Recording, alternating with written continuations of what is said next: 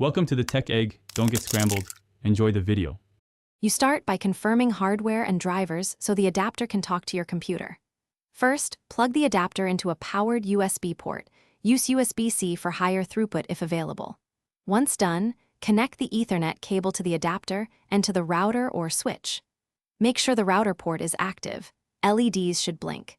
You also install or verify drivers before proceeding, because missing drivers are the most common blocker. You now configure the adapter so your system uses the wired link. Open your OS network panel and locate the new Ethernet interface. Check that it shows a link and speed. If DHCP is available, choose Obtain IP automatically. Otherwise, assign a static IP, gateway, and DNS that match your network.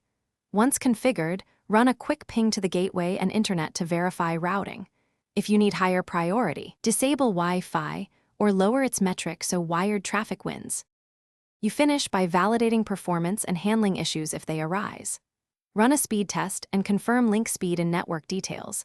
If throughput matches expected 100 Mbps or 1 Gbps, you're done.